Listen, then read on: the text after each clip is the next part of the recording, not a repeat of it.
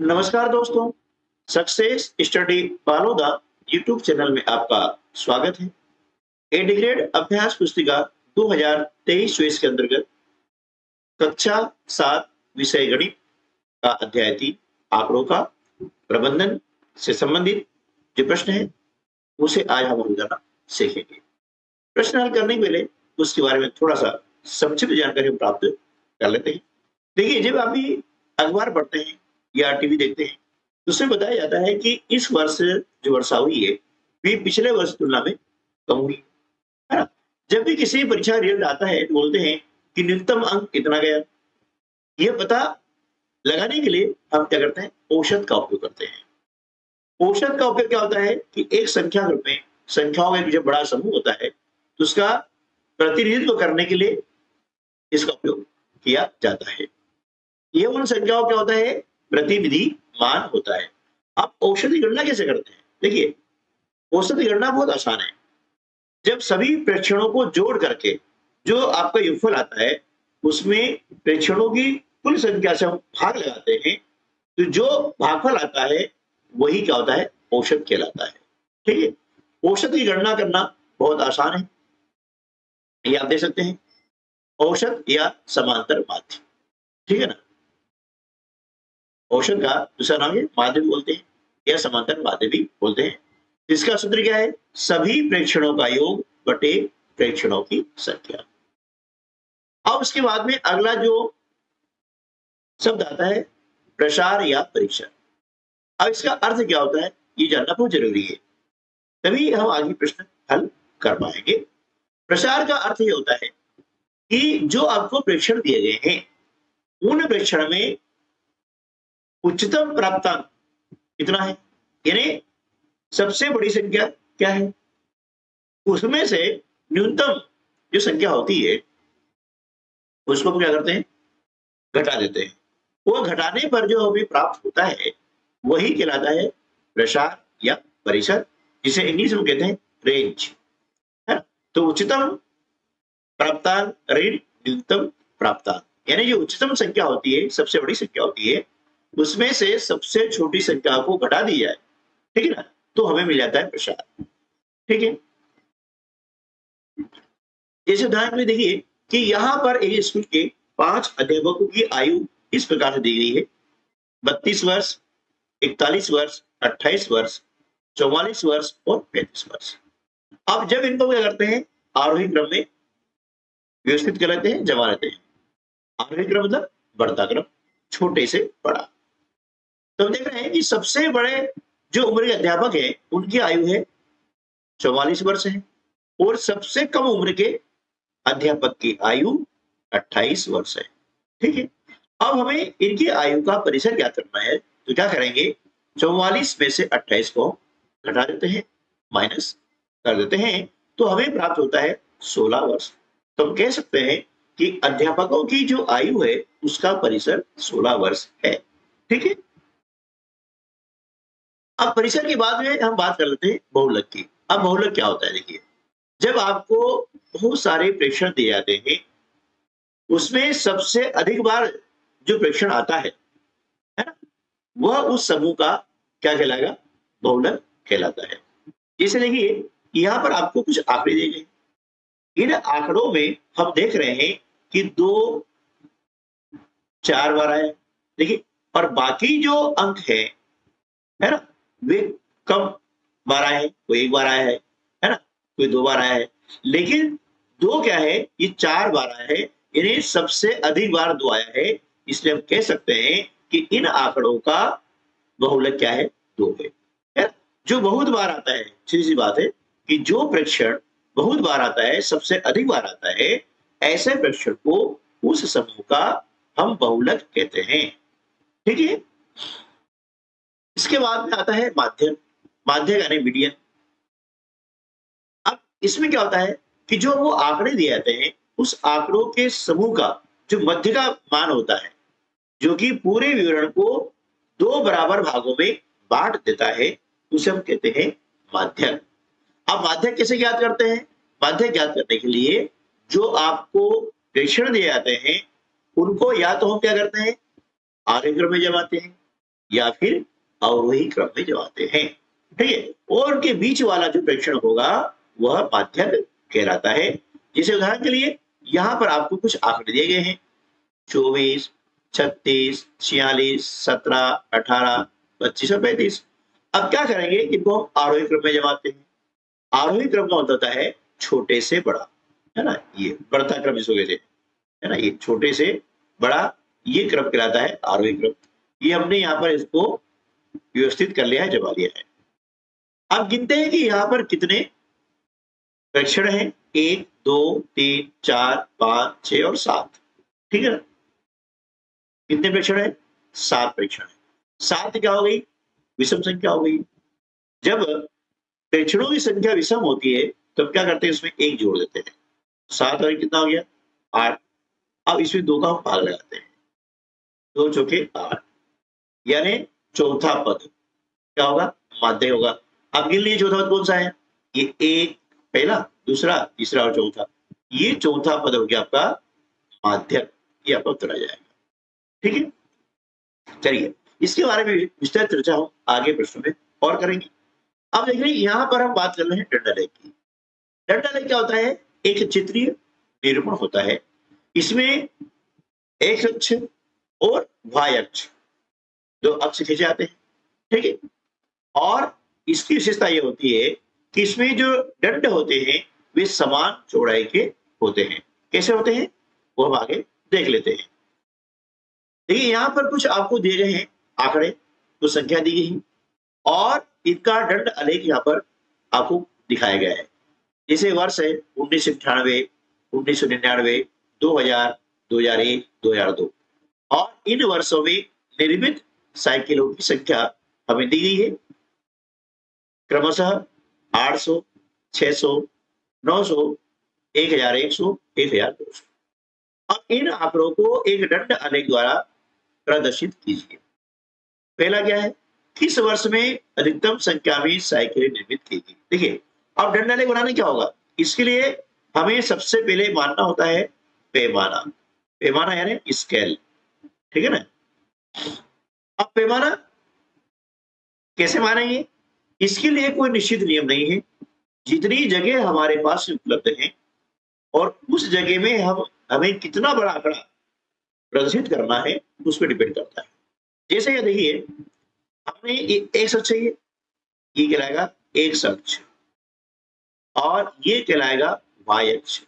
ठीक है ना, अब एक अक्ष पर हमने क्या करा, वर्ष लिख दिए, 1998, 1999, 2000, 2001 और 2002। ठीक, और वाई अक्ष पर हमने क्या दिखाया है? निर्मित साइकिलों की संख्या। अब यहाँ देखिए एक खंड है या 1 सेंटीमीटर है, तो हम देख रहे हैं कि सबसे जो बड़ी संख्या हमारे पास में है वह है 1200। ठीक है ना, अब जगह हमारे पास में कम है, तो हमने क्या किया कि एक खंड या 1 सेंटीमीटर मान लीजिए इसको, 1 सेंटीमीटर बराबर हमने पैमाना माना है 200 साइकिल। ये आपका कहलाएगा पैमाना। ठीक है, इसका मतलब क्या हुआ कि 1 सेंटीमीटर यहाँ पर है, ये 200 है, तो हमने क्या करा है? 200, 400, 600, 800 ऐसे कर लिया। ठीक है ना, अब 1998 में निर्मित साइकिलों की संख्या हमारे पास में है 800। तो क्या करेंगे, यहाँ से 800 सामने हम जो है ये यहाँ पर इस प्रकार निशान लगाते हैं और फिर समान चौड़ाई का दंड आलेख यहाँ पर निर्मित कर लेते हैं। जो भी चौड़ाई रखें, है ना, हमारे पास में जो उपलब्ध जगह है उसके अनुसार आप रख सकते हैं। इसके लिए कोई निश्चित नियम नहीं है। आप चाहें तो 1 सेंटीमीटर रख सकते हैं, आप चाहें तो आधे सेंटीमीटर रख सकते हैं, कोई दिक्कत नहीं इसमें, है ना, लेकिन होना चाहिए बराबर ये, और इनके बीच की दूरी भी बराबर होना चाहिए ताकि ये देखने में सुंदर लगे। ठीक है, तो ये हो गया 800। फिर 1999 में 600, ये हमने 600 बना लिया है, देखिए। 2000 में कितना है? 900 है, ये 900 सामने कर दिया। 2001 में 1100 है, ये 1100 मेरे बीच में आता है, तो इसके सामने हमने निशान लगा करके एक दंड आलेख की रचना कर दी है। ठीक है ना, इस प्रकार से। अब प्रश्न क्या है कि किस वर्ष में अधिकतम संख्या में साइकिलें निर्मित की गई? देखिए दंड आलेख को देखकर हम कह सकते हैं कि वर्ष 2002। इसमें जो है सबसे अधिक जो है साइकिलों का निर्माण हुआ है। बी, किस वर्ष में न्यूनतम संख्या में साइकिलें निर्मित की गई? न्यूनतम यानी सबसे कम। देखिए सबसे कम का हो रहा है 1999 में हो रहा है, ये हमने लिख दिया। इस प्रकार से हम दंड आलेख के द्वारा किसी भी जानकारी को आसानी से समझ सकते हैं। अब देखिए यहाँ पर यह प्रयास कीजिए, विभिन्न वर्षों में कक्षा में विद्यार्थियों की कुल संख्या को निम्न सारणी द्वारा प्रदर्शित किया गया है। वर्ष आपको दिए गए हैं और विद्यार्थियों की संख्या आपको यहाँ पर नीचे दी गई है। संकेत दिया है, संकेत वही है, पैमाना। संकेत दिया गया है, एक चित्र बराबर 5 का हमें प्रयोग करना है और एक चित्रालेख बनाना है। दूसरे क्या करेंगे, देखिए यहां पर हम लिखेंगे 216 वर्ष लिखा। सामने हम क्या करेंगे, लिखेंगे चित्रालेख, मतलब चित्र बनाएंगे। अब यहाँ पर कितनी संख्या है, 40 है। अब यहाँ संकेत है, ये जो चित्र है इसका मतलब हुआ है 5, तो क्या करेंगे 40 में हम पहले 5 का भाग लगाते हैं। 5 का 5, 5 40, ठीक है ना।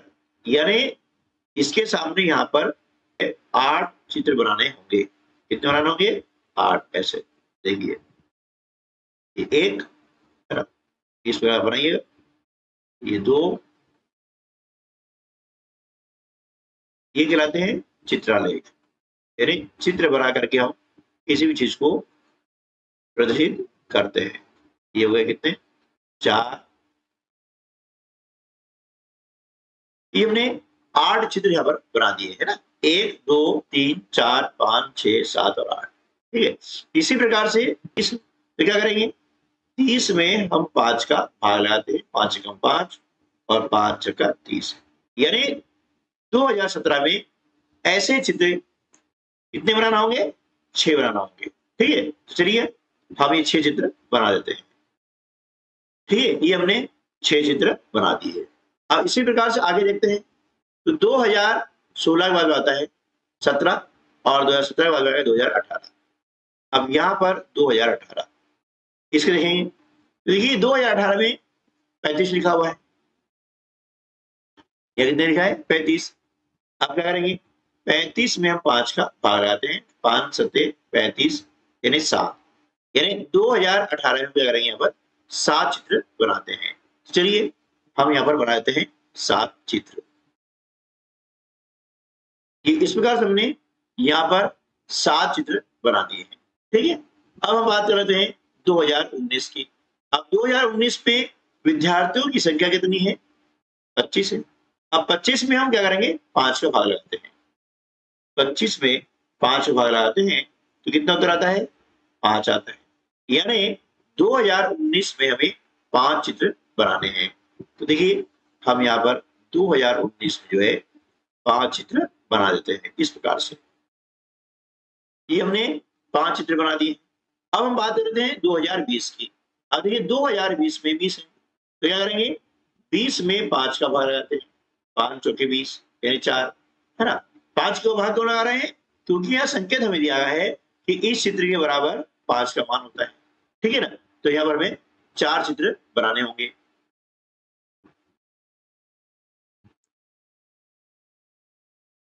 तो इस प्रकार से हमने यहाँ पर ये 4 चित्र बना दिए हैं, ये कहलाता है चित्रालेख। अब हम आगे इन प्रश्नों को हल करना सीख लेते हैं। प्रश्नों को पढ़कर के दिए गए विकल्पों में से सही उत्तर चुनकर लिखिए एवं सामने दिए गए घेरे को भरिए।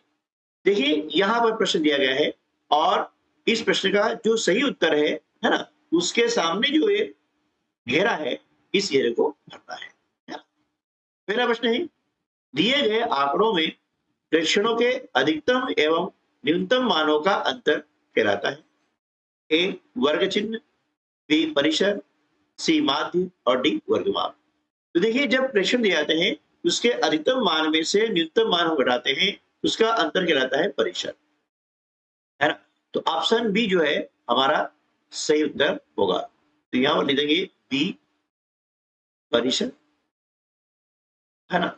और ये बी वाला जो घेरा है, देखिए ये ए, ये बी, ये सी और डी, ये बी वाला जो घेरा है इसको हम इस प्रकार से भर देते हैं। ठीक है। अब प्रश्न क्रमांक 2, सभी प्रेक्षणों के योग और प्रेक्षणों की कुल संख्या के अनुपात को कहा जाता है। विकल्प ए बहुलक, बी माध्यक, सी वर्ग चिन्ह और डी माध्य। तो देखिए, जब सभी प्रेक्षणों का हम योग कर लेते हैं, जोड़ लेते हैं और उसमें प्रेक्षणों की कुल संख्या का भाग लगाते हैं तो उसे हम बोलते हैं माध्य। क्या बोलते हैं? माध्य। और इसी का दूसरा नाम है औसत। ठीक है ना? ये हम लिखा माध्य। विकल्प डी हमारा सही है। तो इस प्रकार हम क्या करेंगे कि ये जो डी वाला घेरा है इसको भी हम फिलअप कर देंगे। प्रश्न क्रमांक 3, 5, 25, 15, 3, 10, 8 का माध्य या औसत क्या होगा? तो देखिए, माध्य या औसत किसे निकालते हैं? ये जो आपको संख्या दी गई है इन्हें हम कहते हैं आंकड़े या प्रेक्षण, है ना? इनको हम क्या कर रहे हैं? जोड़ लेते हैं, है ना? 5, है ना? 5 और 25 कितना होता है ना? ये लिख लें इस प्रकार से और इनको जोड़ लेते हैं, है ना? तो आपको समझ में आ जाएगा कि किस प्रकार से माध्य निकाला जाता है। ठीक है, इनको लिख लिया, जोड़ लिया। 5, 10, 15 और 3 18, 18 और 8 होता है 26, 26 के 6 हासिल के 2, 4, 5 और 1 6, कितने हो गए? 66। अब क्या करेंगे? इनको गिनेंगे 1, 2, 3, 4, 5 और 6, यानी इस योग में 66 में क्या करेंगे? 6 का भाग लगाते हैं। तो 6 एकम 6 शून्य, फिर 6 एकम 6, है ना? कितना भाग बनाया? 11 है। इसलिए विकल्प बी जो है हमारा सही उत्तर होगा। यानी देखिए बी 11, ये 11 कहलाएगा माध्य या औसत। विकल्प बी सही है, इसलिए जो घेरा है बी वाला इसको हम फिलअप कर देते हैं। प्रश्न क्रमांक 4, 16, 2, 14, 16, 14, 12, 18, 16 और 12 का बहुलक होगा। क्या होगा? हम जानते हैं कि जब भी जो प्रेक्षण हमको दिए जाते हैं उन प्रेक्षणों में से अधिक बार आता है वही होता है बहुलक। तो देखिए, यहां पर हम क्या करते हैं, देख रहे हैं कि 14 2 बार आए हैं और 16 1, 2 और 1 3 बार आए हैं, है ना? ठीक है, सबसे अधिक बार कौन आया है? 16 आया है ना? 16 1, 2 और 3 बार आया है। ठीक है, तो इसका बहुलक क्या हो जाएगा? 16, यानी विकल्प बी जो है हमारा सही उत्तर होगा। ठीक है ना? यानी जो भी प्रेक्षण आपको दिए जाते हैं उन प्रेक्षण में से जो प्रेक्षण बार सबसे अधिक बार आता है, ठीक है, तो वो होगा बहुलक। तो यहाँ पर विकल्प जो बी है हमारा सही उत्तर हो जाएगा, बी 16। और इस प्रकार से ये जो बी विकल्प सामने जो घेरा है इसको आप भर देंगे। अगला प्रश्न है, 1 से 11 तक की प्राकृत संख्याओं का औसत क्या होगा? 1 से 11 तक की प्राकृत संख्याओं का औसत क्या होगा? तो देखिए, 1 से 11 तक की संख्याएं हम पहले इसको जोड़ लेते हैं, है ना? तो 1 से 11 तक की संख्या लिखेंगे और उनका हम जोड़ करते हैं तो कितना आता है? 66 आता है। कितना आएगा? 66 आता है। ठीक है, अब कैसे, ये भी थोड़ा समझ जाइएगा। जब भी क्रमागत कोई प्राकृत संख्या होती है ना, उसका जोड़ करना है तो बहुत आसान है। कहां तक करना है? 11 तक करना है। तब क्या करेंगे? 11 लिख लेंगे। ठीक है, और 11 से आगे क्या आता है? 12, इसमें 12 का पूरा कर देते हैं और 2 का भाग लगा दो। 2 एकम 2, 2 6 12, क्या हो गया? 11, 11 खड़ा बोल दे 6 बार, तो 11 छका 66, है ना? ये हो गया योग। तो जब भी किन्हीं क्रमागत प्राकृत संख्याओं का योग ज्ञात करना हो तो आसान तरीका है, जहां तक हमें योग ज्ञात करना है उससे एक अगली संख्या से गुणा कर देंगे और 2 का भाग लगा देंगे। ठीक है ना? अब देखिए संख्या कितनी हो गई? 11 हो गई। इसमें क्या करेंगे? 11 का भाग लगाते हैं। तो 11 का 11 छक्का 66, है ना? तो भागफल कितना आया? 6। इनका औसत हो जाएगा 6, यानी विकल्प सी जो है हमारा सही जवाब होगा। ठीक है, अगला प्रश्न है, सबसे बड़े एवं सबसे छोटे आंकड़े के अंतर को क्या कहते हैं, है ना? तो सबसे बड़े एवं सबसे जो छोटा आंकड़ा होता है उसके अंतर को हम बोलते हैं माध्यक। क्या बोलेंगे? माध्यक यानी मीडियन। अगला प्रश्न है, दिए गए आंकड़ों को आरोही या अवरोही क्रम में व्यवस्थित करने के बाद उनका बीच का मान क्या कहलाता है? है? जब आंकड़ों को हमने क्या करा, या तो आरोही क्रम में लिख दिया या अवरोही क्रम में लिख दिया, है? तो उसके बीच का जो मध्य मान होता है वह कहलाता है माध्यक। क्या कहलाएगा? माध्यक यानी मीडियन।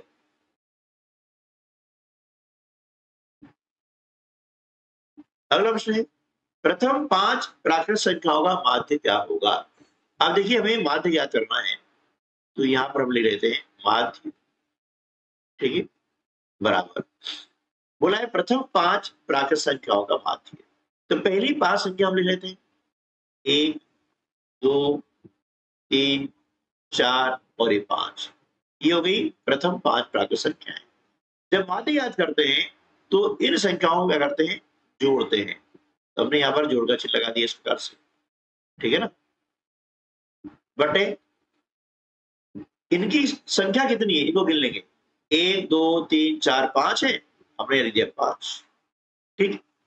अब आगे क्या करेंगे, इनका जोड़ कर लेते हैं, 5 और 4 9, 9 और 3 12, 12 और 2 14 और 1 15, ये हो गया 15 बटे 5।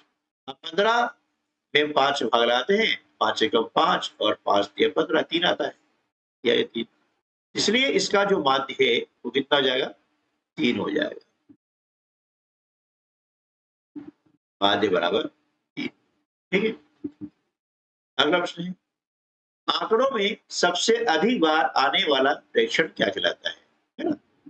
तो आंकड़ों में सबसे अधिक बार आने वाला प्रेक्षण बहुलक कहलाता है। क्या कहलाता है? बहुलक।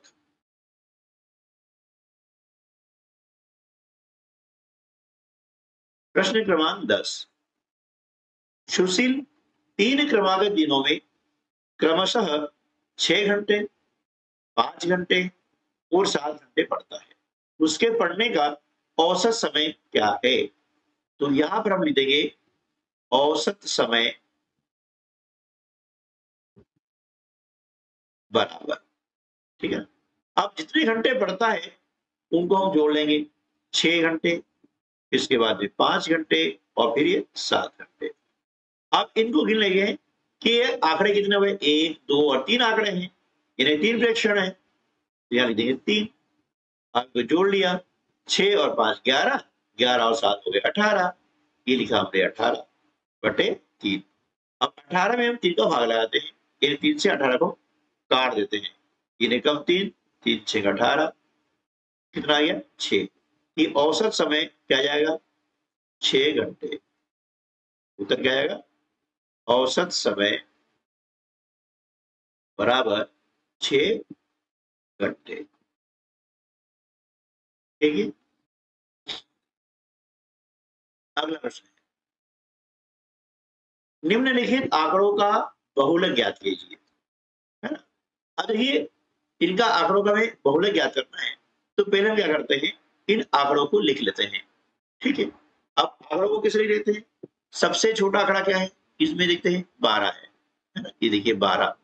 अब 12 कितनी बार आया है वो ले लेते हैं, देखिए 1 और 1 2 बार आया है, कितनी बार आया, 2 बार, ठीक है ना। फिर उसके बाद में 13, अब 13 हम देखते हैं कितनी बार आया, 1 और 1 ये 2, ये भी 2 बार आया है। फिर हम लिख लेते हैं 14। अब देखिए 14 कितनी बार आया है, 1 2 और 3, तो 14 जो है वह 3 बार आया है, हमने यहाँ पर लिख दिया 3 बार, ठीक है, या 3 लिख सकते हैं, कोई दिक्कत नहीं है। उसके बाद हम देखते हैं 16, 16 जो है यहाँ पर 1 बार आया है, कितनी बार आया, 1 बार आया है। उसके बाद में 19 जो है, 19 भी 1 बार आया है, ठीक है। अब देख लेते हैं इनमें से सबसे अधिक बार आने वाला आंकड़ा कौन सा है ना? तो हम देख रहे हैं कि ये 14 3 बार आया है, सबसे अधिक बार, है ना? इनमें देखिए, इनमें सबसे अधिक बार 14 है ना? 3 बार आया है। इसलिए इन आंकड़ों का बहुलक क्या होगा? 14 होगा। ठीक है? तो ये आपका आंसर हो जाएगा, है ना? 14। ठीक है? अगला प्रश्न है, निम्नलिखित आंकड़ों का माध्यक यानी मीडियन ज्ञात कीजिए, है ना? तो इसलिए क्या करेंगे, सबसे पहले हम आंकड़ों को आरोही क्रम में व्यवस्थित करते हैं, है ना? देखिए, आंकड़ों को आरोही क्रम में व्यवस्थित करने पर, आरोही क्रम मतलब बढ़ता क्रम, छोटे से बड़ा। तो देखिए, इनमें से सबसे छोटा क्या है? 17 है, हमने लिखा 17। उसके बाद में 18, 18 बाद में आता है 24, ठीक है? 24 के बाद में आता है 25, 25 के बाद में क्या आएगा? 35, 36 और फिर 46। ठीक है? ये हमने आरोही क्रम में व्यवस्थित कर लिया है। देखिए, 1 2 3 4 5 6 और 7 आंकड़े हैं। यहाँ गिन लेते हैं, 1 2 3 4 5 6 और 7 हो गया। अब हम देखते हैं कि यहाँ पर आंकड़ों की संख्या कितनी है। 1 2 3 4 5 6 और 7 है, यानी आंकड़ों की संख्या कितनी है? 7 है। तो क्या करेंगे, माध्यक किसे निकालेंगे? देखिए, यहाँ पर n बराबर 7 है। n यानी यहाँ आंकड़ों की संख्या है, जिसे हम पद भी कह सकते हैं, है ना? तो n बराबर 7 है, तो हमें क्या ज्ञात करना है? माध्यक ज्ञात करना है। क्या ज्ञात करना है? माध्यक। तो क्या हो जाएगा? अब जब आंकड़ों की संख्या विषम होगी ना, यानी 7 धन 1, है ना? यहाँ जो उत्तर आएगा ये आपका माध्यक हो जाएगा। तो 7 और 1 कितना हो गया? 8, 8/2, ठीक है ना? यानी 8 में हम 2 का भाग लगाते कितना आता है? 4, यानी चौथा पद। क्या जाएगा यहाँ पर? चौथा पद। अब देखिए चौथा पद कौन सा है? ये पहला, दूसरा, तीसरा और चौथा पद क्या है? 25 है। तो यहाँ पर उत्तर क्या आ जाएगा? 25। ठीक है? तो जब यहाँ पर आंकड़ों की संख्या विषम हो तो 1 जोड़ना है। ठीक है? चलिए, प्रश्न क्रमांक 13। एक क्रिकेट खिलाड़ी ने 8 पारियों में निम्नलिखित रन बनाए। इन रनों का परिसर ज्ञात कीजिए। क्या ज्ञात करना है? परिसर ज्ञात करना है। तो परिसर ज्ञात करने के लिए सबसे पहले हम देखेंगे कि इनमें अधिकतम मान किसका है ना? तो यहां हम लिखेंगे अधिकतम मान। क्या आ गया है? 100, है ना? फिर हम देखते हैं न्यूनतम मान किसका है ना? न्यूनतम मान क्या है वो देख लेते हैं। अब न्यूनतम देख रहे हैं कि यहाँ पर आ रहा है 0। ठीक है? तो यहाँ पर आ जाएगा रनों का परिसर। क्या लिखेंगे? रनों का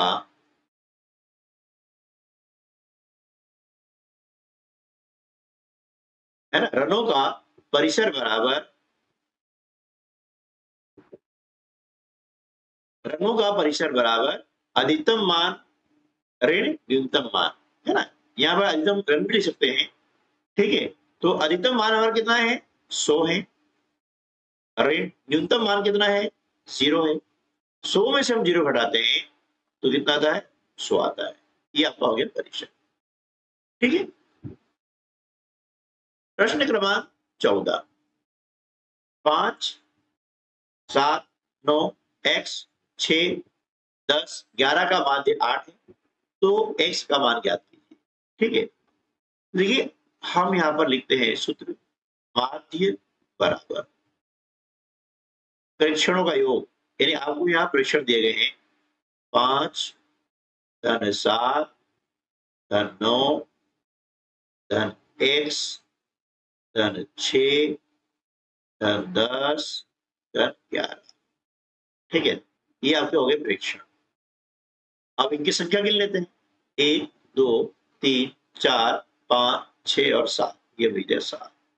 ठीक है, इनका माध्य कितना दिया है, 8 दिया है, तो यहाँ पर माध्य स्थान लिख देते हैं 8 बराबर।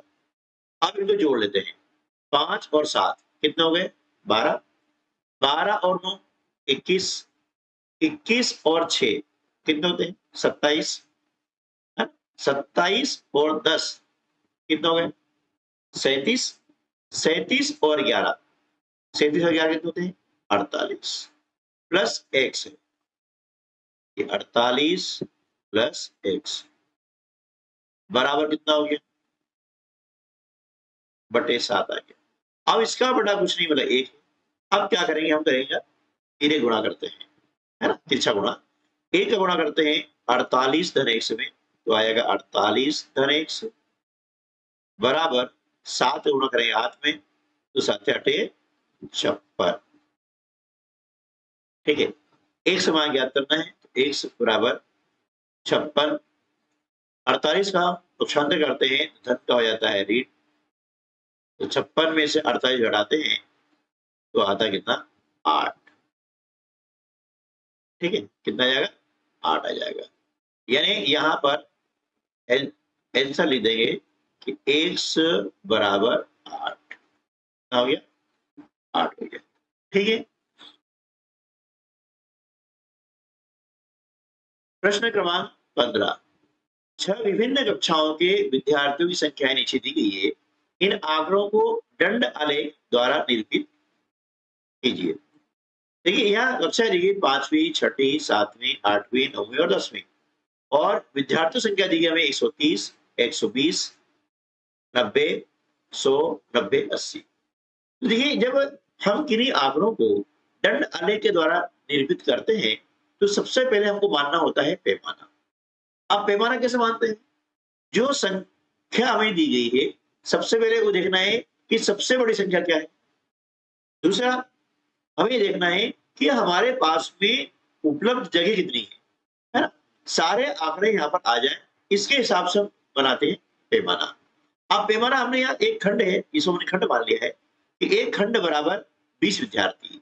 क्यों कि हमारे पास में सबसे अधिक विद्यार्थी संख्या कितनी है, 130 है, और हम देखा खंड कितने हैं, 1 2 3 4 5 6 और 7 खंड है, तो 7 खंड में 130 आ सकता है। ठीक है, तो हमने क्या किया, एक खंड बराबर 20 विद्यार्थी मान लिया। ठीक है ना, अब आप देख रहे हैं कि यहां पर हमने खींचा है ए लाइन, इसको बोलते हैं एक्स अक्ष, और एक ऊर्ध्वाधर लाइन खींचते हैं, इसको हम बोलते हैं वाई अक्ष। ठीक है, जब भी डेटा आलेख बनाएंगे आप, तो ये दो लाइन आपको पहले खींच लेनी है। खींच लिया, अब पैमाना में जो आना है कि एक खंड बराबर 20, यानी आप क्या करेंगे यहाँ पे, एक 20 फिर 40 60 80 100 120 140 ऐसे हम लिख देंगे, और यहाँ पर लिख देते हैं विद्यार्थियों की संख्या। नीचे आपके यहाँ एक कक्षा आ गई है। ठीक है, अब दंड आलेख कैसे बनाए, वो आपको ध्यान देना है। जैसे उदाहरण के लिए 5वीं कक्षा में विद्यार्थियों की संख्या कितनी है, 130 है। कितनी है, 130 है। तो अब क्या करेंगे, यहां से हम स्केल के बाद देखते हैं कि 130 कहाँ आ रहा है। देखिए यहाँ आ रहा है 100 120 और 140, यानी इनके बीच में आएगा 130 आएगा, ये या कितना आएगा, 130 आएगा। लेकिन मैं नहीं समझा रहा हूं आपको। अब 130 के सामने हमने यहाँ पर लगाया, ऐसा बिंदी लगा दिया, लगा दिया, निशान लगाया डॉट का। अब ये जो दंड आलेख है कितनी चौड़ाई का आपको लेना है, कि ये जो जगह हमारे पास में उपलब्ध है, इस पर डिपेंड करेगा कि आपको कितने यहाँ पर दंड आलेख बनाना है। तो चौड़ाई आप ले सकते हैं अपने हिसाब से, लेकिन इनकी सबकी चौड़ाई होना चाहिए बराबर बराबर। जैसे मान लिया मैंने यहाँ पर लिया है 1 सेंटीमीटर, तो 1 सेंटीमीटर मैंने यहाँ पर निशान लगा लिया, लगा लिया। और इसी प्रकार से यहाँ पर भी 1 सेंटीमीटर का निशान लगा लिया। स्केल को रख करके हम क्या करेंगे, ये दोनों बिंदुओं को मिला देते हैं, और इन दोनों बिंदुओं को मिला देते हैं। उसके बाद में स्केल सहायता से इसको इस प्रकार मिला देंगे, तो आपका बन जाएगा ये दंड आलेख। ठीक है, इसी प्रकार से 120 है, तो देखेंगे 120 कहां पर है। अब इनके बीच में जितनी भी आपको जगह छोड़नी ना, ये जगह बराबर बराबर छोड़ दे हर एक में नाप करके, है ना। तो उससे क्या होगा कि आपके दंड आलेख सुंदर और आकर्षक दिखेंगे। ठीक है। अब 120 आ गया, फिर इसी प्रकार से हमने स्केल से क्या किया, यहाँ पे निशान लगाया। अब जितनी चौड़ाई यहाँ ली थी उतनी चौड़ाई पर हमने निशान यहाँ पर लगा लिया, और इसी प्रकार से नीचे हमने जो जगह छोड़ी है वो छोड़ करके हमने एक पॉइंट यहाँ लगाया और एक पॉइंट लगाया। अब इन दोनों पॉइंटों को स्केल की सहायता से मिला दिया। इसी प्रकार से इस पॉइंट को और इस पॉइंट को भी हमने स्केल की सहायता से मिला दिया और इसको मिला दिया। इस प्रकार से ये आपका बन गया डंडा लेख। ठीक है, बस ऐसे सभी डंडा लेख आपको बनाना है। 90 है तो ये देखिए 90 का है, तो भैया 90 का आता है 80 और 100 बीच में आता है 90। ये यहाँ पर आप नाप के यहाँ पर निशान बना सकते हैं छोटा सा। अब इस स्केल रख करके इसकी सीध में हम यहाँ पर निशान बनाते हैं। ऐसा एक यहाँ बनाया और एक यहाँ बनाया, और इसी प्रकार से एक नीचे यहाँ बनाया और यहाँ बना दिया। ठीक है ना, और इस बिंदु और इस बिंदु को स्केल की सहायता से मिला दिया। इस बिंदु और इस बिंदु को स्केल की सहायता से हमने मिला दिया, और इसको भी ऐसा मिला देंगे, तो ये बन जाएगा होगा डंडा लेख। 300 आता है, 300 के सामने हमने बिंदी लगा दिया, देखिए है ना, नीचे भी लगाया हमने और इसको मिला दिया, ये बन गया आपका डंडा लेख। फिर 90 आता है, 90 हम पहले यहाँ देख चुके हैं, बीच में आ रहा है, तो यहाँ पर हमने बिंदी लगाई, यहाँ पर बिंदी लगाई, यहाँ पॉइंट लगाया, यहाँ पॉइंट लगाया, और इन दोनों पॉइंटों को मिला दिया। पॉइंट बोले बिंदी बोले आप कुछ भी बोल सकते हैं, समझना जरूरी होता है ना। चलिए फिर 80, अब 80 सामने देखेंगे कि हमने एक यहाँ पॉइंट लगाया है, एक पॉइंट यहाँ लगाया है, ठीक है, एक पॉइंट यहाँ लगाया, एक पॉइंट लगाया, और फिर इनको मिला दिया। ठीक है, इनके बीच की जो जगह हमने रखी है बिल्कुल सबके बराबर रखी है। ठीक है, आप चाहे ये जगह उपलब्ध आपके पास में है तो इनके बीच की भी जो जगह है वो अपन 1 सेंटीमीटर ले सकते हैं। यानी जो भी आप माप लें, ऐसा जरूर नहीं है कि डंडा लेख 1 सेंटीमीटर होना चाहिए या आधा सेंटीमीटर होना चाहिए या 0.8 सेंटीमीटर होना चाहिए, ऐसा कुछ नहीं है। ये यहाँ से यहाँ तक जगह कितनी है और कितने हमें डंडा लेख बनाना है, उसके अनुसार आप अनुमान लगा लें और फिर इनकी चौड़ाई को निर्धारित कर लें। ठीक है, तो इस प्रकार से हमने इस वीडियो के अंतर्गत जो आंकड़े थे उन आंकड़ों के विभिन्न जो प्रतिनिधिमान है, जैसे समांतर माध्य, माध्यिका और बहुलक की गणना करना सीखा है। दूसरा हमने क्या सीखा है कि दंड आलेख के द्वारा आंकड़ों की व्याख्या करना और दिए गए आंकड़ों के द्वारा दंड आलेख की रचना करना। तो मिलते हैं अगले वीडियो में, तब तक के लिए नमस्कार, जय हिंद।